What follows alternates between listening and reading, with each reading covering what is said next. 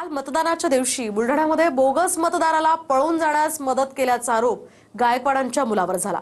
तर लोकांनी त्याला मारलं असतं म्हणून मुलानं मदत केली तर काय चुकलं असं गायकवाड म्हणाले। पाहूयात यावरचा हा खास रिपोर्ट। बुलढाण्यात बोगस मतदान करून ज्याला ताब्यात घेतलं होतं त्या मतदाराला शिंदेचे आमदार संजय गायकवाडांच्या मुलानं पळून जाण्यास मदत केल्याचा आरोप होता।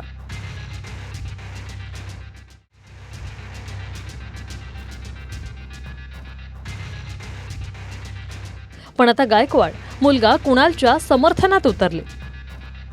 लोक त्या मुलाला मारतील म्हणून त्याला इथून जा असं म्हटलं। त्यात चूक काय असं आमदार गायकवाडांचं म्हणणं आहे। आता त्या ठिकाणी त्याला इतकं मारत होते आणि तेवढ्यामध्ये माझा मुलगा गेला। तो बिचारा घाबरून त्याने त्याला चिपकलं की मला वाचवा म्हणून। माझा मुलगा त्याला मारताना गाडीवर आला पळत तिकडे, हे सगळ्या कॅमेऱ्याने पाहिलं आहे।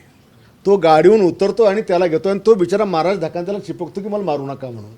आणि यांनी पण त्याला मार खाणे म्हणून तू बाबा इथनं जा, कोणी हेच करेल ना, काय चुकीचं केलं त्याने?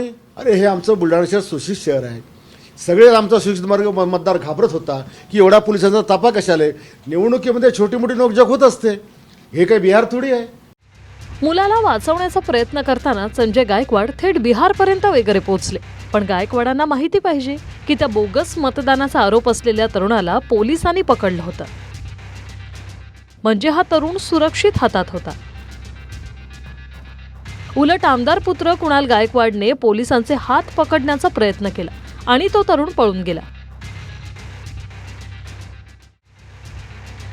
मात्र मुलाची कुठलीही चुकी नाही म्हणत क्लीन चिट देण्याचं काम संजय गायकवाडांनी केलं। हे तेच गायकवाड आहेत ज्यांनी काही महिन्यांआधी निकृष्ट जेवण दिलं म्हणून कॅन्टीनच्या कर्मचाऱ्याला बुक्क्यांनी मारलं होतं। चक्क टॉवेलवर येऊन गायकवाडांनी त्या कर्मचाऱ्याला फिल्मी स्टाईलनं मारहाण केली होती। आता निकालाच्या दिवशी बुलढाण्यात जे झालं त्यावरून हे बिहार वगैरे नाही असे शब्द गायकवाडांना सुचतायत।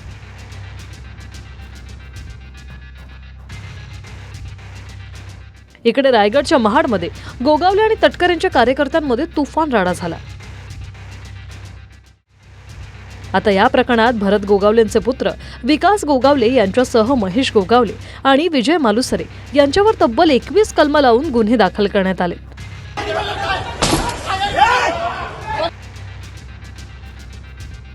गोगावलेंच्या समर्थकांनी मारहाण केल्याचा आरोप अजित पवारांच्या राष्ट्रवादीचे सुशांत जाबरेंनी केला। तर जाबरेंसह एकूण 12 जणांवर गुन्हे दाखल झाले। महाडचा राडा एवढा भयंकर होता की पिस्तूल सुद्धा निघाली।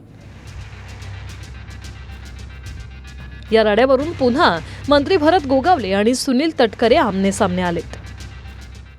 राजकारण बोलल्यानंतर काही गोष्टी होतात की आम्हाला डॅमेज करण्यासाठी ह्या अशा गोष्टी घडवून आणि तटकऱ्यांचा ह्याच्यामध्ये हातखंडा आहे की दुसऱ्याच्या खांद्यावरती बंदूक ठेवून चाप दाबायचा, हा गेल्या अनेक वर्षाचा इतिहास आहे।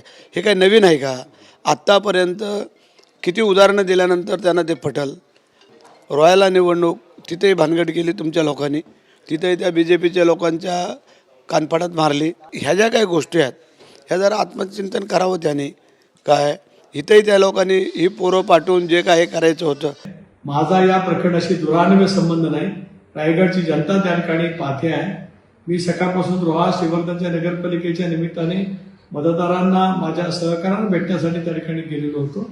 हे सर्वांना त्या ठिकाणी ज्ञात आहे आणि म्हणूनच स्वतः कृत्य करायचं आणि दुसऱ्यांच्या वरती त्या पद्धतीचे गलिच्छ आरोप करायचे हा धंदा आयुष्यभर त्यांनी त्या ठिकाणी नेहमीच केलेला आहे। यापेक्षा मला अधिक काही सांगायचं नाही। नगरपालिकेसाठी झालेल्या मतदानाच्या दिवशी जे राडे ठिकठिकाणी झाले त्यावरून सुप्रिया सुळेंनी मुख्यमंत्र्यांवर निशाणा साधला। आणि त्यानंतर ज्या पद्धतीने कोण कुठे बूथ करताना फोटो टाकतंय, कोण सत्तेमधले आणि सगळे सत्तेमधले लोक आहेत, आपापसात भांडा, काय तुम्हाला करायचं तो तुमचा अंतर्गत प्रश्न आहे, पण महाराष्ट्राला वेठीस धरू नका। इतक्या वर्षांनी इलेक्शन होते आणि अशा कृतीचा मी जाहीर निषेध करते आणि फार अपेक्षेने आणि विश्वासाच्या नात्याने मी पुन्हा बोलते की मला याच्यात राजकारण आणायचं नाही। मी विश्वासाच्या नात्याने आणि प्रचंड अपेक्षेने महाराष्ट्राच्या माननीय मुख्यमंत्र्यांना आज एक पत्र लिहिलं। मुझे ऐसा लगता है कि इक्का दुक्का जगह पर तनाव हुआ, मैं नहीं कहता, लेकिन वो छोड़कर ओवरऑल कहीं पर भी तनाव नहीं दिखा। ये पीसफुली हुआ, क्योंकि हमने अपने अपने केडर्स को कहा था कि भाई कहीं पर अगर हम एक दूसरे के सामने लड़ रहे हैं तब भी हम एक दूसरे के शत्रु नहीं, हम एक दूसरे के दोस्त हैं, हम लोग साथ में सरकार चलाते हैं, इसलिए इसको अलग ढंग से न लिया जाए। तो मुझे लगता है कि इस मामले में कोई किसी के मन में शंका नहीं है। और मैं आज भी कहता हूं कि आप देखिएगा, हम तीनों पार्टियां मिलाकर 75% जो नगर पालिकाएं हैं उस पर हमारा कब्जा होगा या हम लोग उसको जीतेंगे, तीनों पार्टियां मिलाकर।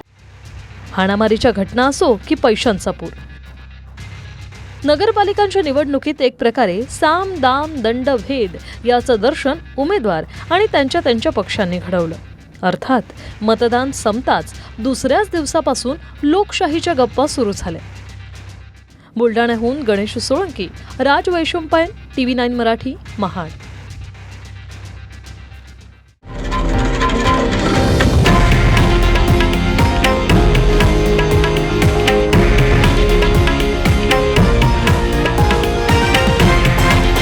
हे आहे देशातील नंबर 1 न्यूज नेटवर्क आणि आपण पाहत आहात TV9 मराठी, एकमेव.